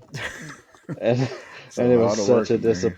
I know it Yeah. was such a disappointment, and they put so much money into Yeah. everything they did, and it just all crashed and burned. I think they had one good month out of the season. If it wasn't for that one month, like it would have been just about the worst MLB season ever. Like one of those. Yeah, so that one stands out to me for some reason. It's just how big of a Yeah. letdown that team was. I mean, at least they had the look and they had the attractions for the people that did go to the games that didn't get to enjoy the actual baseball game. But Yeah, they I had mean, yeah, I'm something. sure they want the wins instead. Uh, I had a few wrote down, but two that I wanted to mention. One of mine was the Prairie View A&M Panthers. Uh, Not a real big school anyway, but they had some historical losses. So they had the worst losing streak, I think, in history. I think it still stands from 1989 to 1998. So I wouldn't say this is one particular team, I guess, but maybe a school in general. But they had an 80-game losing streak, Mm. which is pretty bad. Not only that, but the team in 1991 scored only 48 points the entire season, which is not very good. I think Iowa scored more than them this year, if that tells you anything. And then my other one, which I think, I mean, that one's obviously terrible. The numbers look awful, but, it is Prairie View. So small school, whatever. They're going to get killed. Maybe they play some better competition. Maybe the college isn't what it needs to be, whatever. But the other one, which surprised me, and which I wasn't around when it was going on, but 1976 Tampa Bay Buccaneers. So an NFL team with NFL talent. They suffered 5 shutouts that year and had 0 wins. Now they only had 14 games that season, but they went 0-14. But to make it worse, because I thought, okay, well, 14 games, maybe you can say, oh, they might have won one of the other two if they had 16. But even going into the next season, they ended up losing 12 in a row, which for a total of 26 consecutive losses between 2 seasons. I thought that, to me, was the best, worst team because you have NFL talent. It's not like you have, Prairie View. You might have some walk-ons or some guys that don't, maybe not that great, but NFL talent, and you can't win a game in 26 straight games. It's terrible. Um, I think I you're was going, forgetting a big part of that. A big part of that team too were the creamsicle uniforms. yeah, I didn't think about that. But I And mean, I at least think, they won in that regard because I love the creamsicle uniforms. well, see, now we love the creamsicle uniforms, but in 1976, you got to imagine what those creamsicle uniforms looked like. Oh yeah, well, especially if you're losing, I'm sure it was like something Right, for them that was right, terrible. So right. I think it made it much worse. yeah. Um, I was gonna bounce it over to Rusty before we got to John, but Rusty, you still with us? There he is. Yeah, I'm still with you. All right. So what about Up your close and personal. up close? Yeah. Let's step back. There you go.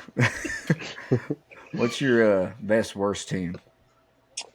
Well, I didn't get a chance to look this one up, and when I read it earlier, I thought it was the worst team. I thought it was two different questions. I thought it was the worst team and then the best team.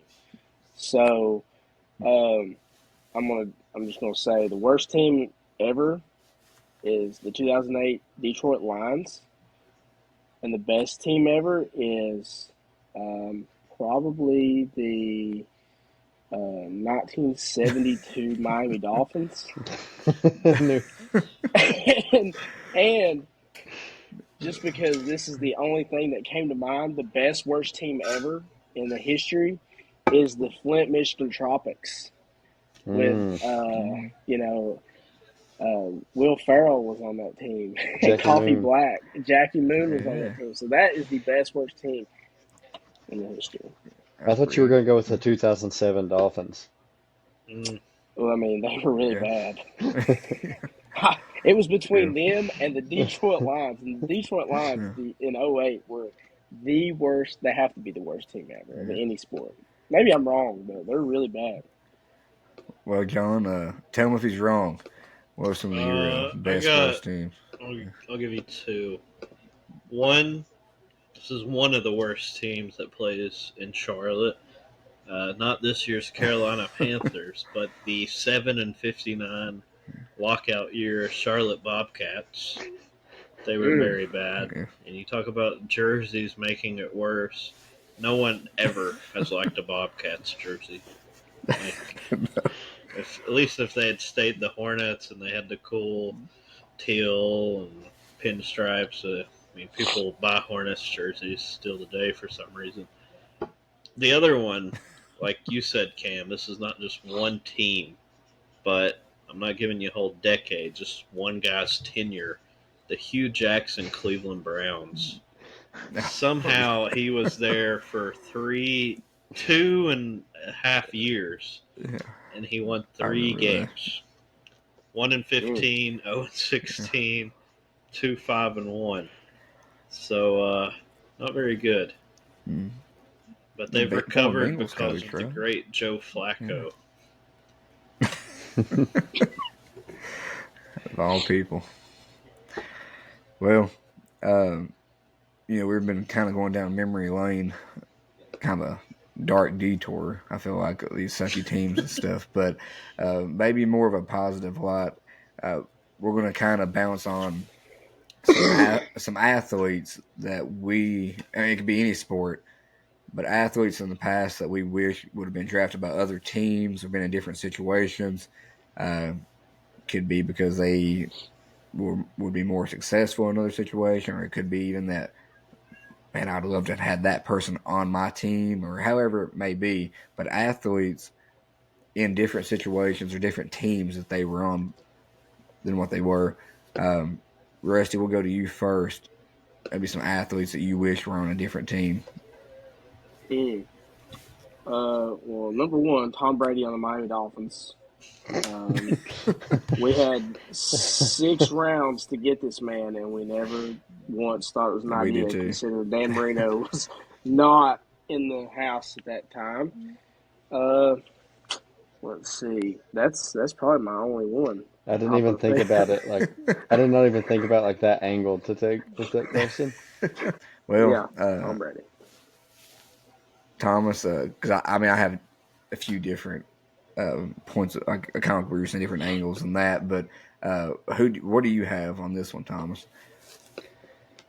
I refuse to accept that I was that wrong about Sam Darnold.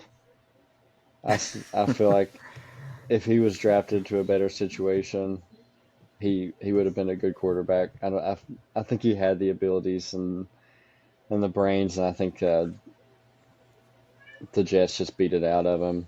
And so yeah, Sam Darnold, I would really like to see him drafted by a different team. Johnny Manziel, of course. I'd like to see Johnny Manziel somewhere else. Maybe he'd had a chance. A couple, like other sports, Like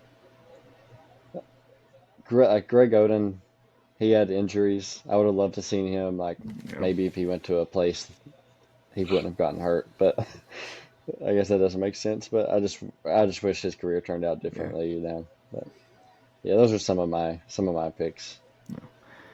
Well, I'll go ahead and tell you mine, then we'll throw it to John. Some of mine, which is, I guess, a bit more practical. I mentioned it before the pod. Andre Johnson. I think if you would have put him on a better team than the Texans during those years, I think we'd be looking at him just like we do T.O. and some of these greats. I think Calvin Johnson, I would have liked to have seen him on some better teams, get a chance to get him a ring. I was listening to T.O. the other day on the All the Smoke podcast, and we do kind of throw him, Randy Moss, and Jerry Rice up there top 3 all time. But it could have easily been Calvin Johnson up there, like solidified, if maybe he was on a team that had went and won a championship and got up there in the. I mean, I say people see him more, but I mean, I know he had that huge year, that 1 year he had I can't remember, almost like 2,000 yards or something crazy. But I wanted him to see him in a different situation. Going on a little bit of a different sport, Rusty will kind of recognize this one. Fedor Emelianenko, if I can say his name. I wish that he would have went to the UFC, like had been like in his. I mean, I know he's a little bit older, but even towards the later part of his career, not been at Bellator, been in the UFC more, done some work there. Heavyweight, great. And another one that I had, and this is maybe the most important one that I wish was in a different situation on a different team, is Colin Kaepernick. Because for many years, yes, he did have some success with us, but for many years, he tainted the NFL. People hated him and quit watching the NFL because of the things that he did. And I was always tied to that because I wasn't gonna quit cheering on my team. And even back in the day, people thought I looked like him. So You did. every year, especially when my mom would have these like throwback photos, that come up on Facebook like a year prior, like a memory, and it would always be that picture of me by his side, and I could be like side by side. And every year she'd repost it. Like, I mean, 10 years down the road, and I'm like, Mom, listen, he's not a good, like, he's not a guy that people like. This is not funny anymore. You had his And jersey, didn't you? You had his jersey. I had a shirt. There's probably a Yeah, picture of you that in it. shirt's gone. I'm That sure there speaks. is. There is a picture You're the only somewhere. one person in here that had Yeah. his shirt and wore it. Yeah, but see what I'm talking about? See, I'm tied to that now, and I just wish that maybe he would have went somewhere else. Granted, California is a good place to hate America, but maybe if he would have went somewhere like Miami or a place like that, No. it'll be a little better. Tom Brady was supposed to be in Miami, But, and Calvin Johnson also. Yeah. Hang on. Those pictures are gonna hurt you when you run for the Republican candidacy for governor, Cameron. Yeah, I don't know if I could do that.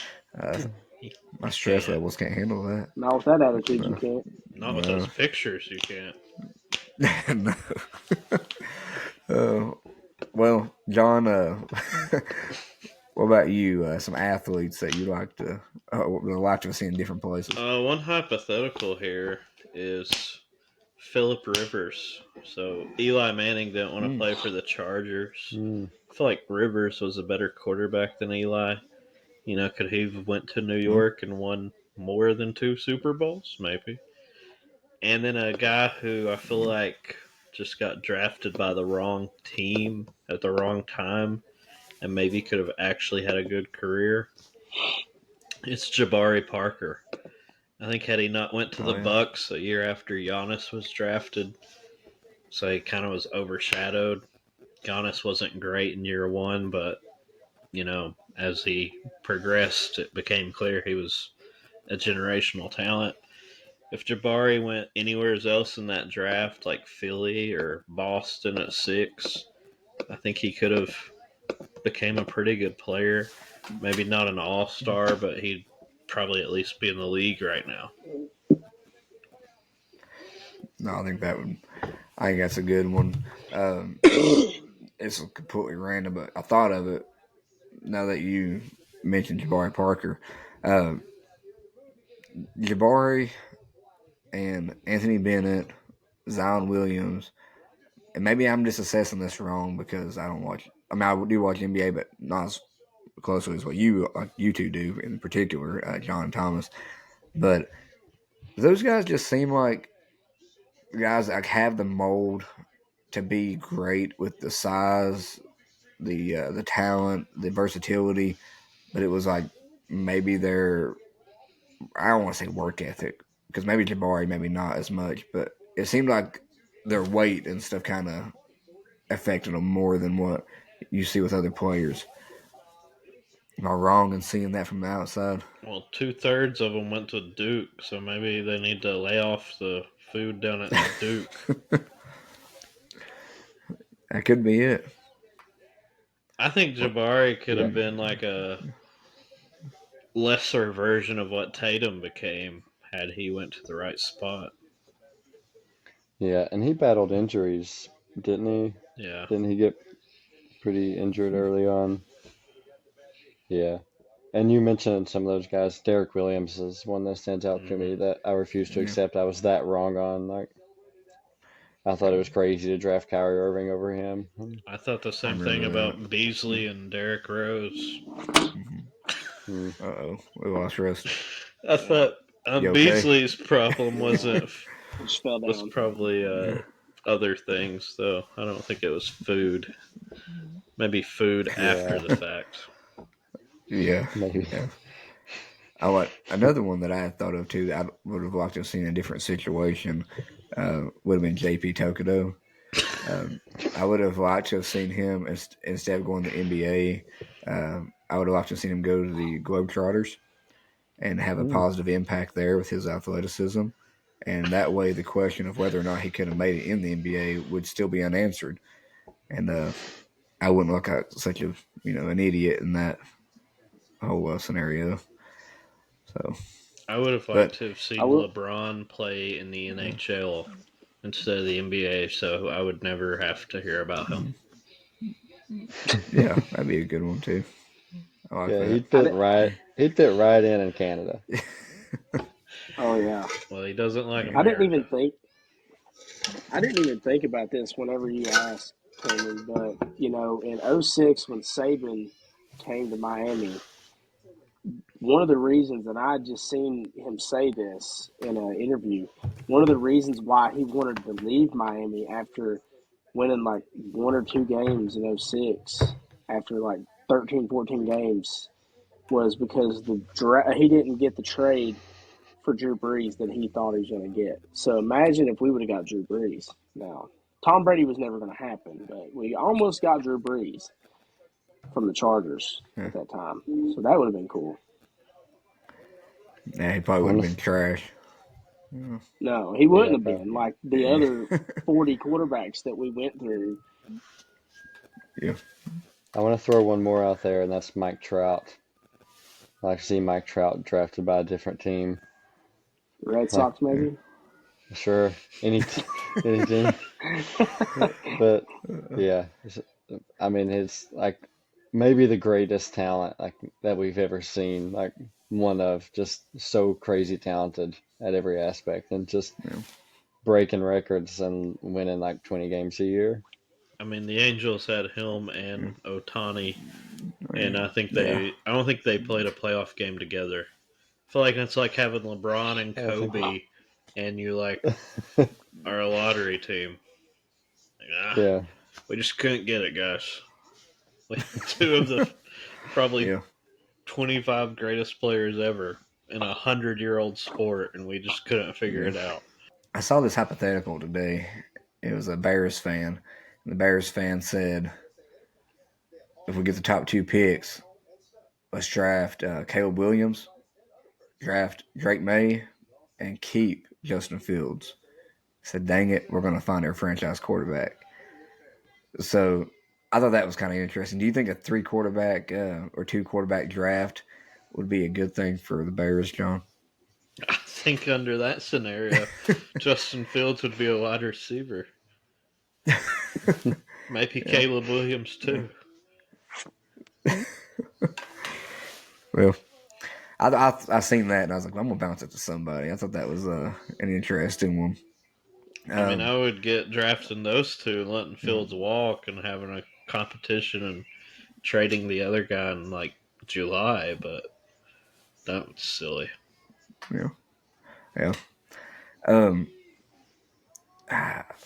Well, oh yes, I want to ask y'all this because we haven't talked about this, and I feel like this is a question that, um, in my opinion, it's one of the biggest stories of the year, but it kind of gets overlooked because the Patriots suck.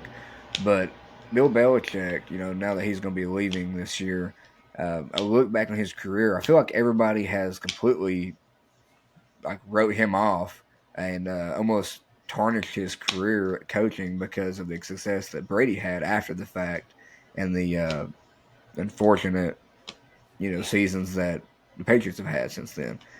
And so I'm gonna bounce this or let it bounce around to you guys.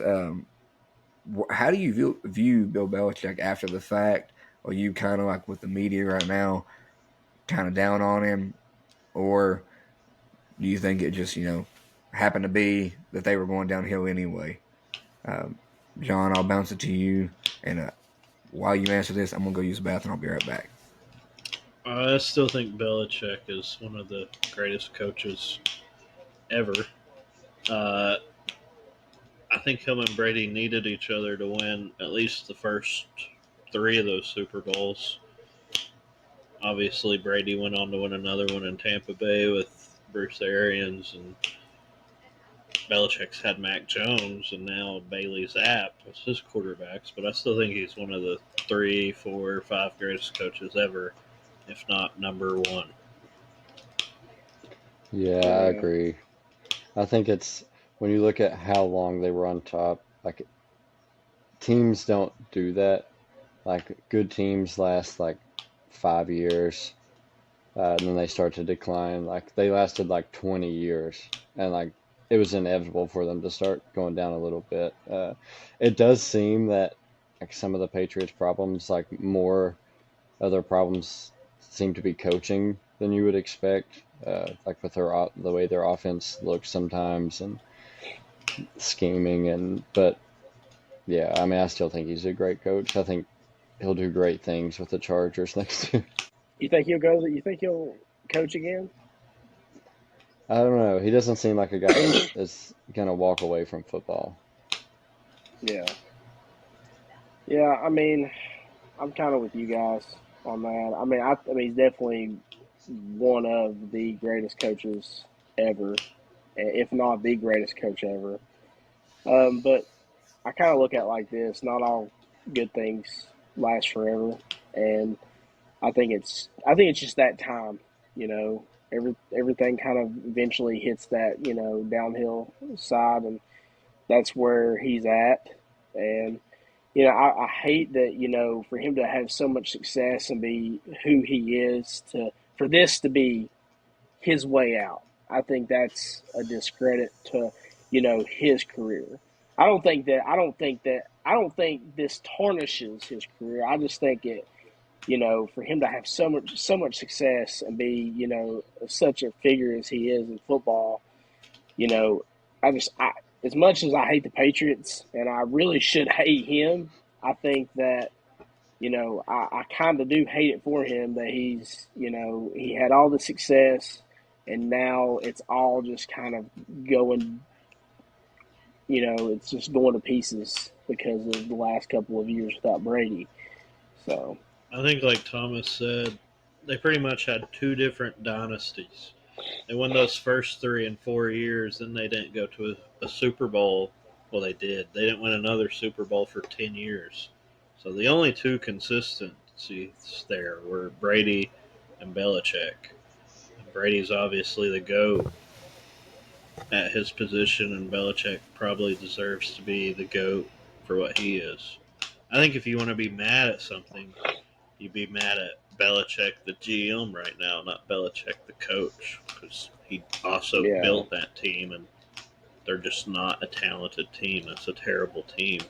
Would it be a crazy turn of events if he didn't go to another NFL team, but elected to go to college and coach? Or what if he went down to his buddy in Tuscaloosa? Yeah, that would be a nightmare for all SEC. Let's hope that don't happen. Georgia. No, I don't think that'll happen That's either. not going to happen. But I do think it would be cool to see him go to a college team. I don't think he will. No, I don't think he will either. But I mean, you look at him; he's like 70-some years old, ain't he? He's probably older than that. I know Saban's like 75, 76. They're probably close in age. Yeah, I feel like Bill. I think Bill would like it. You know, like he probably misses like feeling like he can mold these young men into stand-up adults. Like now they're kind of I don't know. It's just different with athletes today. He did really good on game day when they were at the Army-Navy game. Yeah. I think that was more like a move to look a little more positive, you know, as far as like in the media and then his public perception.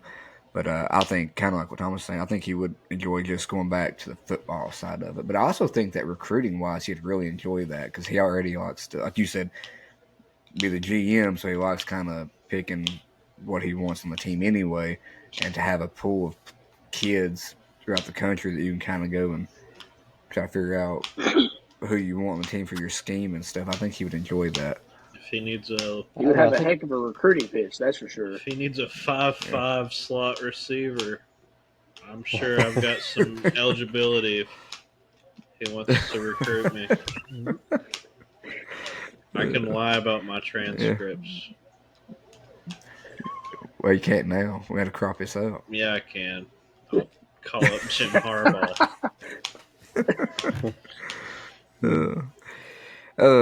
One thing I wanted, we're going to put in something small, and then if we win, you know, we'll split the pot, you know, just like people do in these group parlays. So I want to try to, as we do this, I'll try to do it on my phone, and so we'll have it. I'll go ahead and I'll bounce it to you, Thomas. What are you going to go with first? I've been a big Penn State fan all year, so I was going to bet in their favor. What's the line?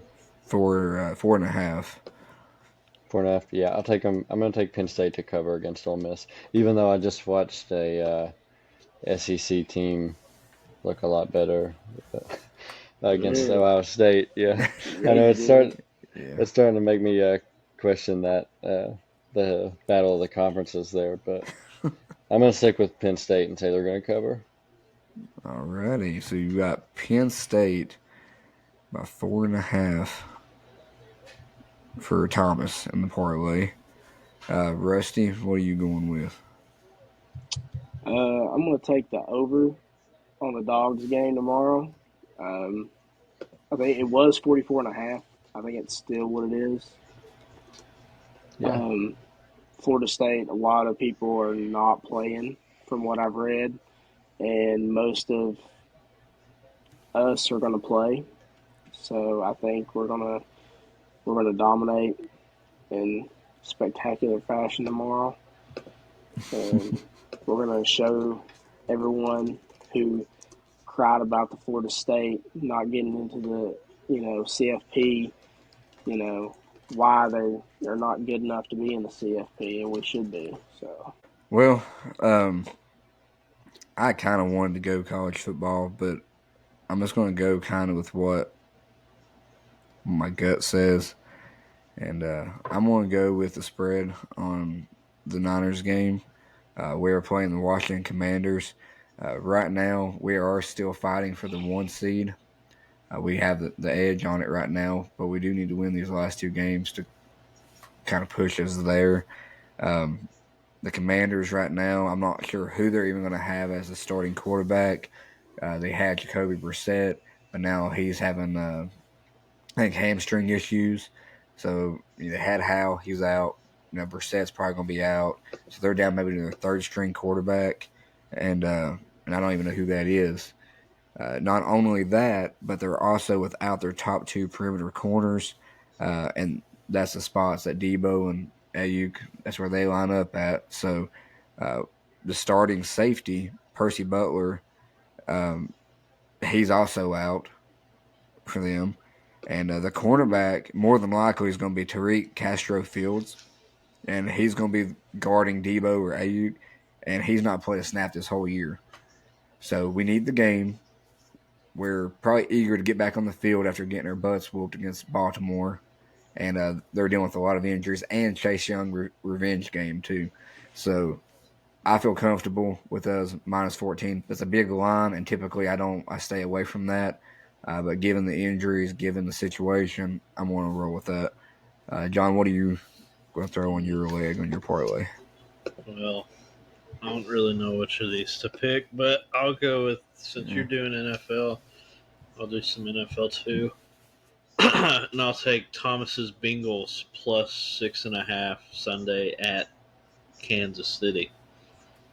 Okay. I think they can keep it within a touchdown there. The Chiefs haven't looked great.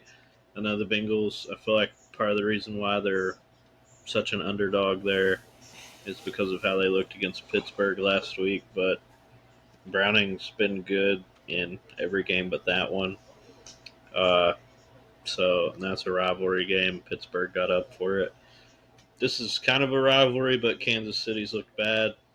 I think the Bengals keep it close. They need the game more than the Chiefs. I don't think they win outright, but I'm comfortable with 6.5. So our group parlay, just to sum it up, be Thomas's the minus 4.5 for Penn State and over on Miss. And then we also have the over Rusty's pick, the over 44.5 for Georgia and Florida State. Then I 14 or more. And then John has 6.5 plus 6.5 for the Cincinnati Bengals against the Chiefs. So we're going to pitch in $5. So that would be $20 as the wager. And if we do win, it'd be around $250. So, and hopefully we'll win. We'll see. We haven't had too good of luck so far in the ones we had done, but this is the first one we've done on air. So now we got to live accountability. So everybody's going to know if we miss it and who missed it. So, before we close out of this, I wanted to do this at the beginning of the episode. Rusty, I know that Thomas and John doesn't know him, but I did want to shout him out. And since you're on here, I want to go ahead and mention it. But one of our close friends, he goes by, his artist name is Bishop Music. Came out with his first EP today. He's a Southwest Virginia guy. He's somebody he's doing Christian rap. He went that route, and I think that we've shared some of his stuff, I think, on our social media and stuff beforehand over the last few months. But his first EP came out today called The Beginning. So I just wanted to throw that out there, and if you want to find that, I'm going to share it on our social media pages, Facebook and Twitter and all that. And just for me, I'll say that, and I know I'm going to give Russ an opportunity to talk on it too. He's worked super hard on this. He devotes, I feel like, every breath to making sure this music thing works. And you can tell when you listen to the music, you can hear his heart and stuff in it. And he's real good with wordplay and his lyrics and stuff. It's very impressive. So everybody give a listen to him. Bishop Music, Beginning EP. Rusty, I'll pitch it to you just for a second if you want to talk about it. Yeah. I was, of course, me and you was, kind of there as he was creating and, doing all this. And just seeing somebody, just writing music is one thing, but the fact that he made all of his own beats, everything that you hear, he made it from scratch. And I've never seen someone be so obsessed with with something like he is, and he's always critiquing himself, and he takes constructive criticism very well too. Like he doesn't like it if I tell him, yeah, man, that sounds good. Like he's like, really, and I want you to tell me, hey, this doesn't sound good. If it doesn't sound good, so like I feel comfortable telling him, hey, I don't really care too much about this particular thing, and he'll rework it, and then it and then it eventually it gets to where it sounds really really really good. And I was actually listening to some of the songs today as we were going to Johnson City, and I'm really pleased with it. I think he's done an incredible job. Well, guys, I enjoyed everybody coming on tonight. I didn't get to mention this at the beginning of the podcast, and I should have. Jamar wasn't able to be on here with us. Excuse me, he'd been sick all week. And for those of you that made it through to this part of the episode, we are going to do our weekly podcast again, maybe this weekend if it lines up right, or it might be next week. I hate we didn't get to have one out this past week after we had started back doing it. But we did have a guest lined up, and we still have him, I guess, probably next week if he doesn't play next week. But we're going to start our player interviews again, and we'll touch back on some of the local sports, basketball, girls and boys, and continue on with that. We also have a guest lined up. We might do it this weekend. We'll just wait and see, but we definitely wanted to get one out tonight with the boys joining the porch. So, again, thank you, Rusty. Thank you, Thomas. Thank you, John. And I guess, guys, until next time, God bless. Go Michigan. Go Michigan. Dogs! Roll Tide.